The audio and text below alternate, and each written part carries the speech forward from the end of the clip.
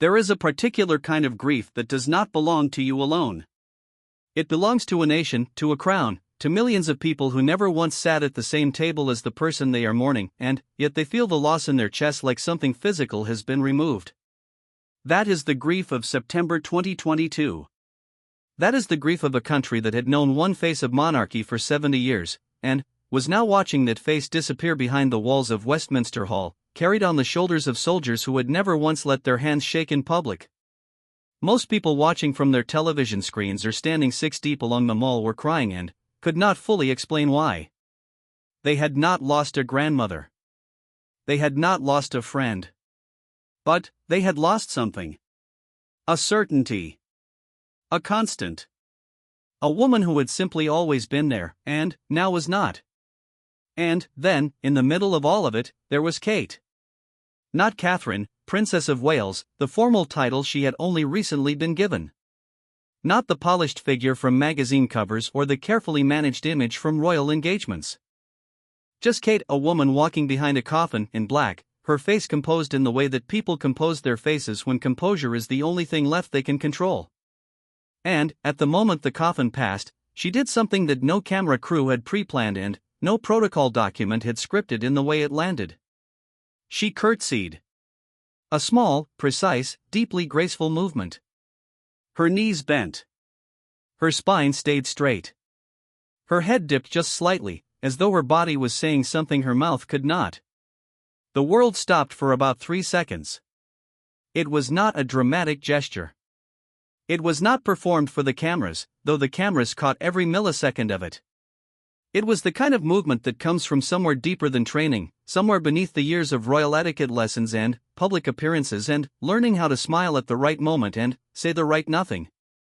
It came from a woman who understood, in her bones, what she was watching pass by. Not just a coffin. A relationship. A chapter.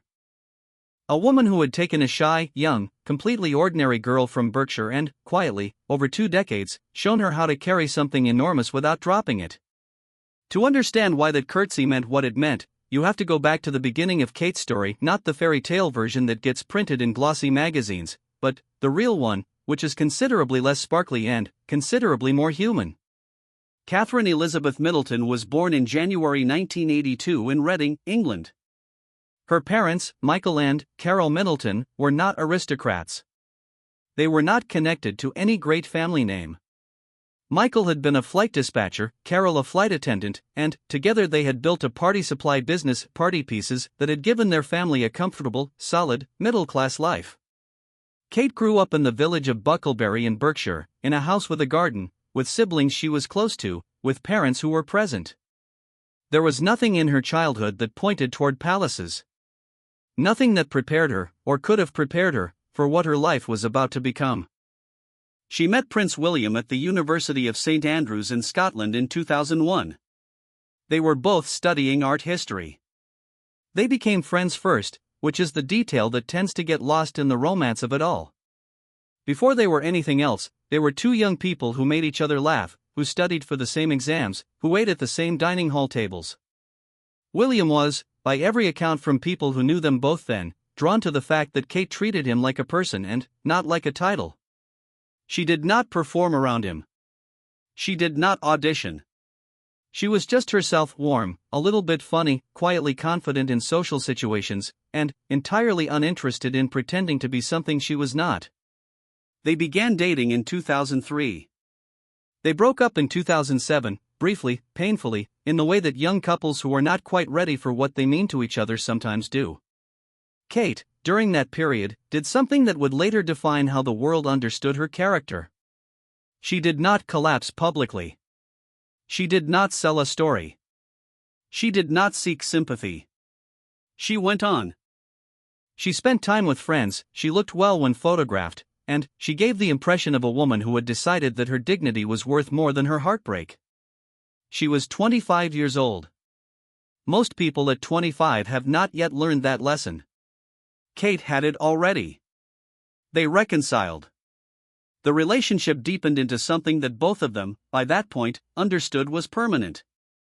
In November 2010, William proposed to Kate in Kenya, using his mother's sapphire engagement ring, the ring that Diana had worn, that had sat in a velvet box for years, that William had carried in his backpack for 3 weeks because he was afraid of losing it.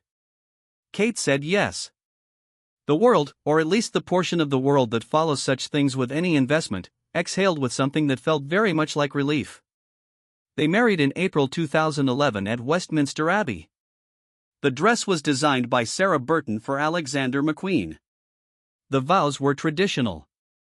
The crowd lining the streets of London was enormous, jubilant, and loud in the way British crowds are when they have decided to be loud, which is louder than you expect from people who are otherwise famous for understatement. Kate walked down that aisle and became, in the space of a ceremony, part of an institution that was ancient and complicated and demanding and unlike anything she had grown up inside of. She was 29 years old. The Queen was watching. Elizabeth II had, by that point, been Queen for nearly 60 years. She had watched prime ministers come and go. She had navigated the collapse of the British Empire and the reinvention of the Commonwealth. She had weathered public crises within her own family, the divorces, the scandals, the terrible years of the late 1990s when the monarchy's popularity had sunk to its lowest point in living memory and serious voices were asking whether the institution had any future at all. She had survived all of it with a consistency that bordered on the superhuman, a refusal to crack in public, a devotion to duty that was so total it occasionally made people forget she was a human being with her own interior life.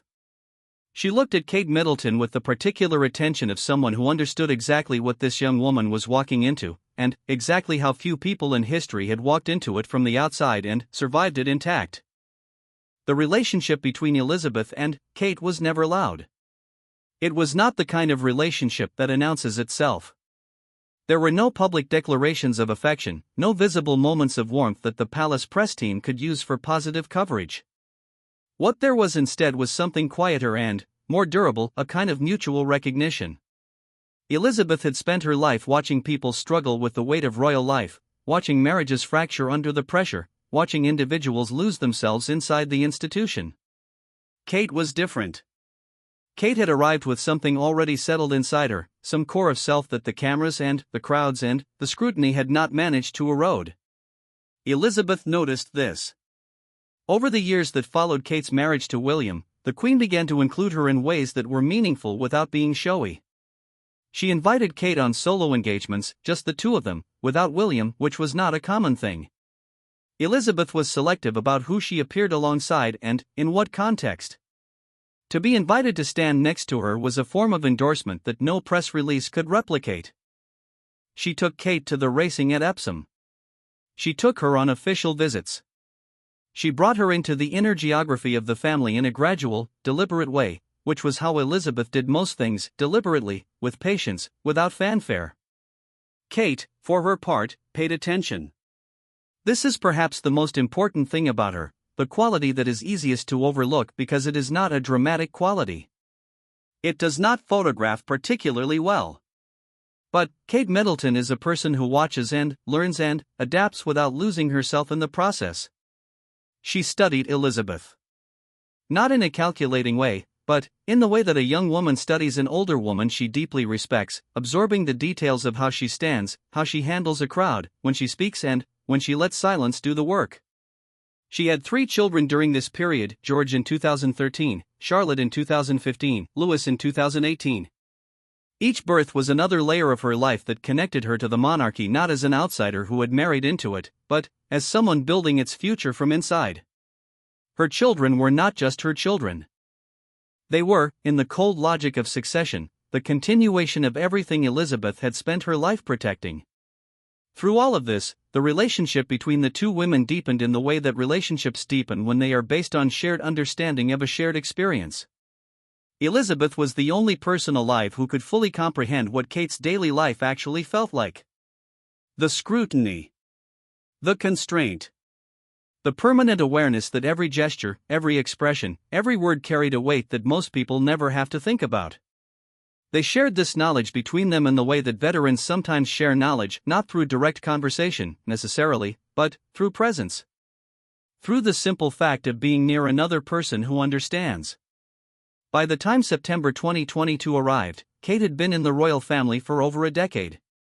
She had grown into something that even the most skeptical observers acknowledged, a future queen who had not been broken by the preparation, who had in fact been made larger by it.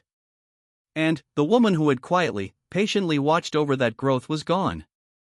The coffin was draped in the royal standard. The imperial state crown sat on top of it, its diamonds catching the gray September light. Around it, the family walked: Charles, now king, and Andrew, Edward. And, behind them, Kate. Walking straight, her face composed, her hands clasped, her black coat immaculate. She had not been born to any of this. She had chosen it. Or perhaps, more accurately, she had allowed it to choose her, and, then, she had met it with everything she had. The procession moved through the streets of London slowly, as these things always move, with the particular heaviness of ceremony, the weight of formality pressing down on every step. People lined the streets in silence, which is its own kind of sound. The absence of noise in a city like London is almost physical. It sits on you.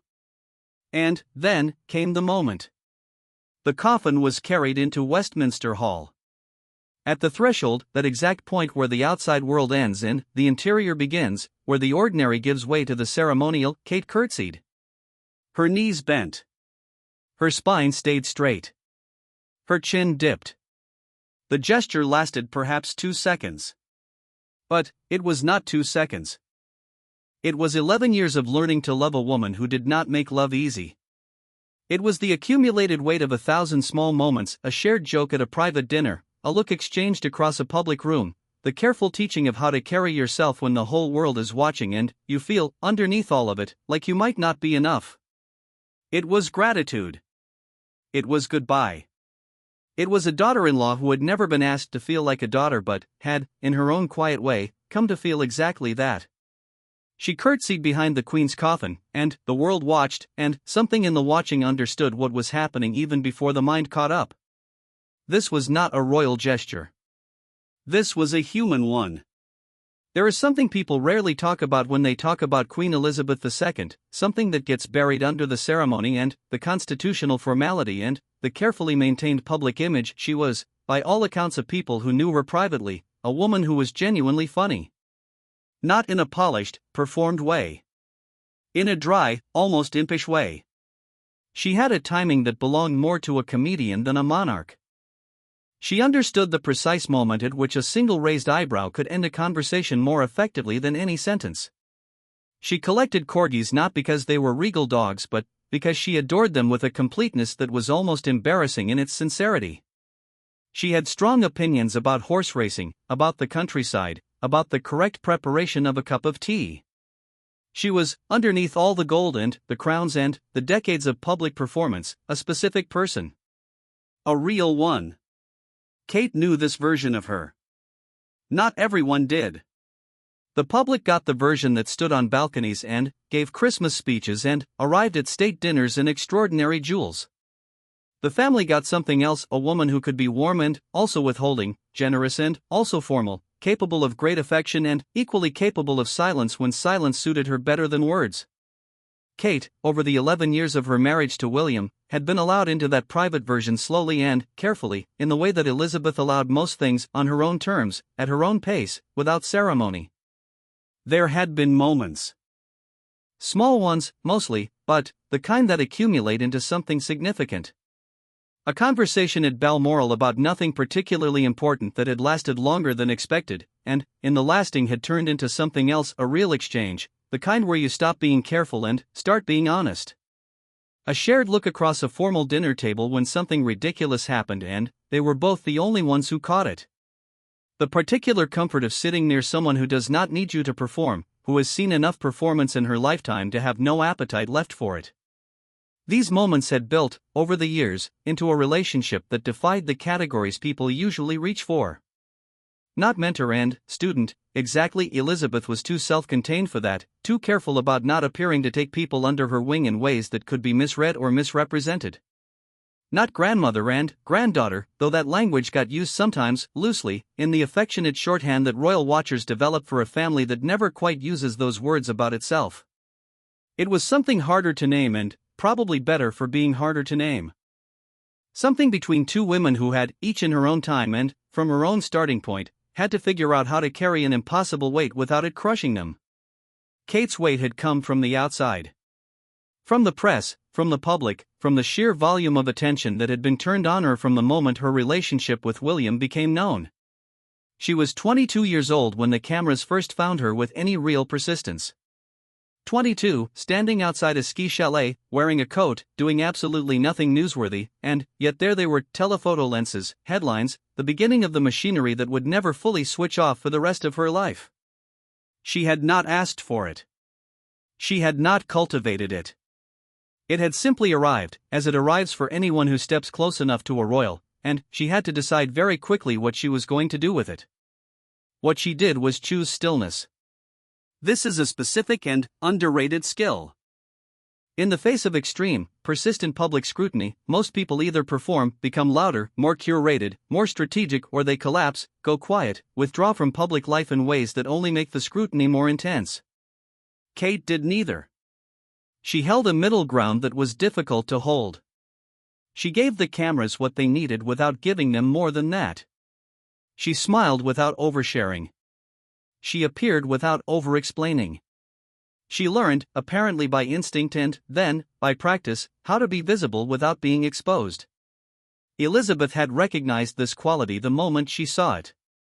It was, after all, the same quality she herself had been practicing since she was a child, since the moment her father became king unexpectedly, when she was 10 years old, and her life changed direction completely and permanently. Elizabeth had grown up understanding that privacy was not a right for her, but a negotiation. A constant management of what you gave and what you kept.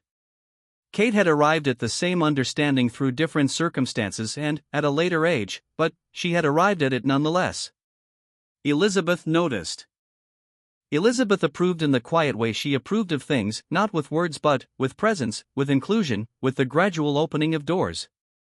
The years between Kate's 2011 wedding and the September morning when she walked behind a coffin through London streets had not been uniformly smooth. There had been a period, somewhere in the middle years, when the relationship between Kate and William on one side and Harry and Meghan on the other had fractured in ways that became public and painful and complex enough that any simple retelling of it does injustice to the texture of what actually happened. There were reports of arguments, of disagreements about how to live inside the royal institution, about what the monarchy owed its members and what its members owed the monarchy. The family, which had presented a united face for so long, showed the world that it was, after all, a family messy and imperfect and capable of not getting along. Elizabeth, throughout this period, did what Elizabeth almost always did. She remained. She did not take visible sides. She did not amplify the conflict with public statements. She managed, as she had managed every crisis in her 7 decades of reign, by staying present, by continuing, by being the constant around which the variables moved. Kate watched this. She had a front row seat to what it looked like to absorb enormous pressure and let it pass through you without becoming it. She was taking notes, though not in any literal sense. She was absorbing a lesson that no school and no etiquette class and no protocol briefing could have taught her, the lesson of how to outlast. By 2022, Kate was 40 years old. She had, in the span of a decade, transformed from the pretty, slightly uncertain young woman in the wedding photos into something more complex and more solid. She had found her causes: early childhood development, mental health, the conservation of the natural world, and she had pursued them with a seriousness that sometimes surprised people who had initially categorized her as decorative.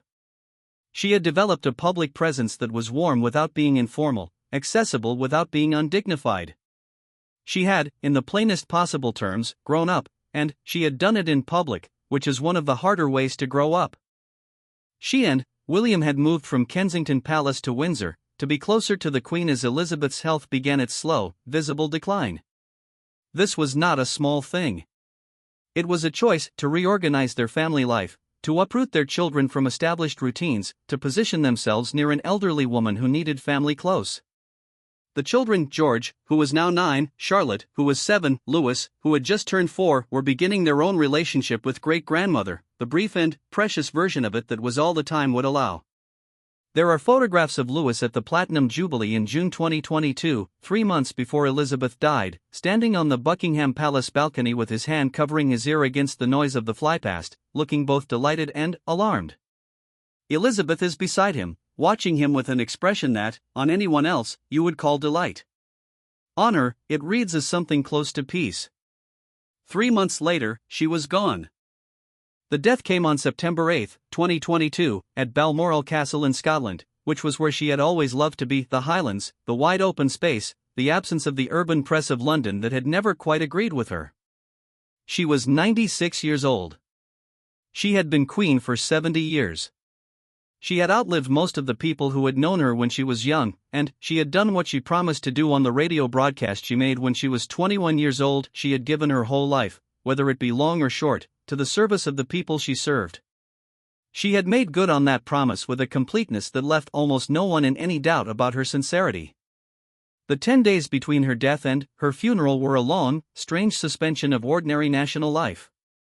Shops stayed open, trains ran, people went to work, and yet the country felt muffled, slightly off-key, as though the usual soundtrack had been lowered.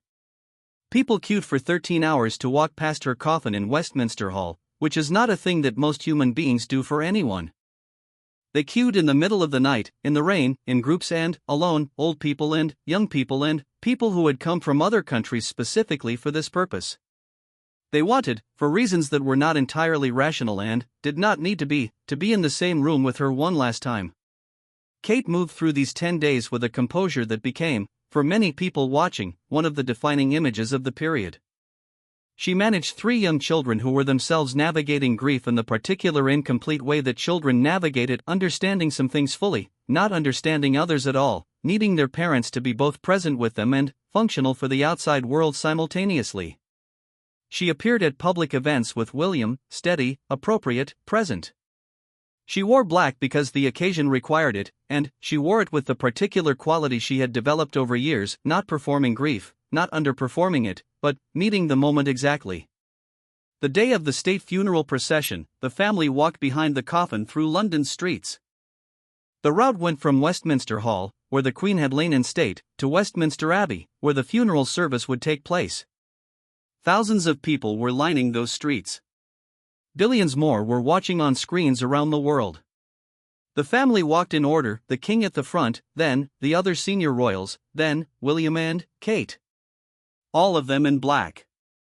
All of them walking at the precise, slow, controlled pace that military ceremonial demands, the pace that forces you to feel every step, that allows no rushing forward or falling behind, that holds you in the present moment of loss with no escape. Kate's expression, as she walked, was the expression of someone who has made a private decision to be wherever she is, fully, without reservation. She was not looking at the crowds. She was not looking at the cameras. She was looking forward, in the direction the coffin was going, and her face was calm in the way that is different from blank, the calm of someone doing the hard internal work of holding grief and duty in the same hand without dropping either. And then, the coffin crossed the threshold of Westminster Hall. She curtsied. Her knees bent, her spine held, her head dipped, and the gesture lasted perhaps 2 seconds and contained, somehow, everything that 2 seconds can contain when they are carrying the weight of years. The cameras caught it. Of course they caught it. There were cameras everywhere, trained on every member of the family from every angle, because this was the most watched moment in British public life in a generation. But the curtsy did not look like it had been performed for cameras. It looked like it had been performed for the woman in the coffin. It looked private, despite being entirely public. It looked like the physical expression of something that Kate had not been able to say in words, possibly because there are no words for it, the specific mixture of love and gratitude and mourning and respect and the strange particular grief of losing someone who understood you in a way that very few people in your specific position ever would. The world saw it, and the world felt something. Not everyone could have told you exactly what they felt, or why a 2-second curtsy behind a coffin had produced it. But feeling and explaining are different faculties, and the feeling was real. Something in that gesture had crossed the gap between the person performing it and the millions of people watching it, and had arrived on the other side still intact. That is not a common thing. That is not something that happens with managed, choreographed royal moments.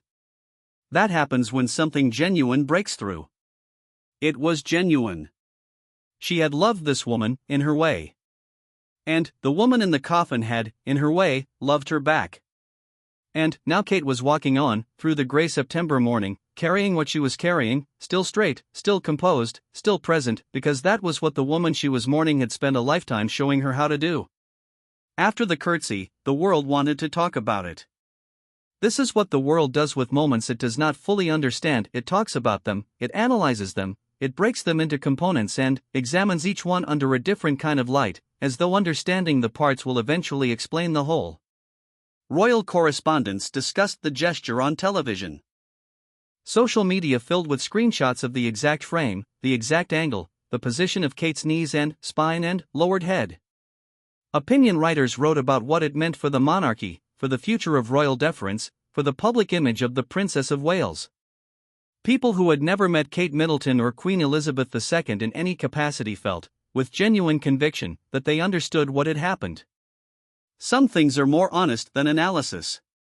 The curtsy was one of them.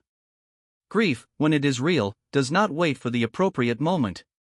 It does not wait for the cameras to find the right angle or the commentators to provide context or the crowd to fall into the precise silence that makes a moment feel historical. It arrives when it arrives, in a threshold, in a pause, in the 2 seconds between one step and the next, and it uses whatever the body has available. Kate's body had a curtsy. A curtsy trained into her over years, drilled through hundreds of formal occasions, turned by repetition into something automatic and physical and entirely her own. And grief, on that September morning, found it, and used it, and the result was something that bypassed every filter of performance and formality and arrived, for anyone watching, as completely, undeniably true. The state funeral of Queen Elizabeth II took place on September 19, 2022, at Westminster Abbey. It was attended by 500 heads of state and senior political figures from around the world. The service was broadcast to an estimated audience of 4 billion people, the largest television audience for any event in the 21st century. The scale of it was, by any measure, staggering. It was the largest logistical operation the British government had mounted in peacetime. It required years of advance planning, which is both a practical necessity and a quietly strange fact to hold in your mind that somewhere, for years before it happened, civil servants in government buildings had been refining the exact sequence of events for a day that would mark the end of an era, making sure the procession route was correct, that the order of service was right, that the right people were in the right positions at the right moments. And, in the middle of all of it, Kate walked. She sat. She listened to the Archbishop of Canterbury speak words about a woman she had known privately as well as publicly. She sat between her husband and her son and George, at 9 years old, already learning how to hold his face in the way that royal children learn, already understanding, in the incomplete and enormous way that children understand such things, that he was sitting at a kind of hinge point in history. Charlotte was on William's other side, her expression more openly sorrowful than her brother's, less practiced in the management of visible feeling. Kate watched her children, in the quiet and private way that parents watch their children when the children do not know they are being watched. She was measuring something, how they were holding up, whether they needed anything, what the day was costing them and whether that cost was something she could help carry. This is not in any official account of the state funeral. It is not the kind of thing that gets recorded in protocol documents or historical records. But it was real and it was happening, in the pews of Westminster Abbey, while 4 billion people watched the ceremony around them. After the service, there was the final procession from Westminster Abbey to Wellington Arch, the coffin moving through streets that had been full of people since before dawn. Then, to Windsor, for the committal service at St. George's Chapel, and then, the private burial, which was attended only by close family, in the King George VI Memorial Chapel. This last part, the actual burial, the final, private goodbye, was not televised. It was the one moment in 10 days of ceremony that was allowed to be only what it was, without a camera's interpretation of it. The family gathered in that small chapel, and Elizabeth II was laid to rest beside her husband, Philip, who had died the year before, and beside her parents, and beside her sister Margaret, in the earth of Windsor, which she had loved. Kate was there. What happened in that chapel is private. What was said, what was felt, what passed between the people present in the last moments of those 10 extraordinary days, none of it is known. It is one of the genuine privacies left to the royal family, a genuine enclosure of personal experience that the public did not enter and the cameras did not record. And this privacy matters, not as a curiosity or a gap in the record, but as a reminder that the woman whose coffin Kate had curtsied behind was not only a historical figure or a constitutional monarch or a public institution. She was a person. A real one. And the people gathered around her at the end were also real people, doing the most human thing there is, saying goodbye to someone they loved. The weeks after the funeral were a kind of extended reckoning, for Kate as for the country. The Queen's death had changed things in ways that were both obvious and subtle. The obvious changes were the ones that required adjustment by everyone: the new stamps, the new banknotes, the new version of the national anthem, the new letters patent and royal warrants. The subtle changes were harder to name and more significant in their long-term weight. The monarchy had lost its most powerful source of public legitimacy, not the legal kind, but the emotional kind. The kind that comes from a person being present for so long, through so much, that their existence begins to feel like a natural fact rather than a political arrangement. Elizabeth had been that kind of presence. Without her, the institution was lighter, more fragile, more dependent on the people it still had. It was more dependent, in other words, on Kate. This was not a role she had sought. It had simply arrived, as so many things in her life had arrived, through the logic of circumstance and relationship and time. She was now Princess of Wales, the title that had last been held by Diana, her husband's mother, the woman whose death in 1997 had nearly broken the monarchy's relationship with the public, whose memory still hovered over the Windsor family with a particular complicated gravity. She was the future queen consort. She was the mother of the future king. She was, in the architecture of the monarchy's future, load-bearing in a way that she had not been before Elizabeth died, because Elizabeth's presence had been so foundational that it had supported everything around it. Now it was gone, and everything it had been supporting had to learn to stand on its own. Kate had been preparing for this, in the way she had been preparing for everything, quietly, observantly, without announcing the preparation. She had watched Elizabeth work. She had watched how she moved through rooms, how she engaged with people who were nervous in her presence, how she held difficult conversations and navigated institutional tensions and appeared in public on days when appearing in public was the last thing her body wanted to do. Kate had watched all of it, and had absorbed all of it, and had been forming, for years, a version of this role that was authentically her own. The months that followed Elizabeth's death brought new challenges and new visibility. Kate undertook engagements with a focus and consistency that told its own story about her state of mind. She was not pausing to process the loss before returning to work.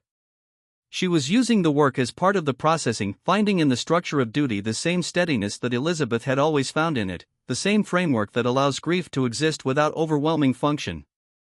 She visited charities she had long supported, she appeared alongside William on overseas visits, she turned up at school events for her children's institutions with the careful normality that is actually enormously difficult to maintain when the whole world is watching to see whether you are cracking. She was not cracking. She was also, clearly, changed by what she had been through. There is a quality that appears in people who have passed through genuine loss and come out the other side still standing, a certain settledness, a reduction of performance, a directness of manner that was not quite there before. Kate had it now in a way that even the most cursory comparison of photographs before and after could detect. She was more still. More certain. She smiled the same smile, but it carried different weight behind it. She had been tested in the most public possible way, and she had not failed the test, and she knew it, and it showed. The curtsy, in retrospect, was a pivot point. Not because it changed anything externally, the procession continued, the ceremonies proceeded, history moved forward on its track without pause. But, because it marked, for anyone paying attention, the moment at which something internal completed. The moment at which a woman who had spent 11 years learning what it meant to be part of this family, to carry this history, to stand in this lineage finally, publicly, and, without words, demonstrated that she understood. Not just intellectually. In her body. In the automatic response of her knees and her spine and her lowered head. She understood what the Queen had given her. Not just position or status or the particular privilege of proximity to power. Elizabeth had given her something more durable and, more difficult, a model of how to be. How to endure. How to serve without resentment and how to carry weight without collapse and how to be present for an enormous number of people while still, somehow, remaining a recognizable self underneath all the ceremony. This is not a small thing to receive.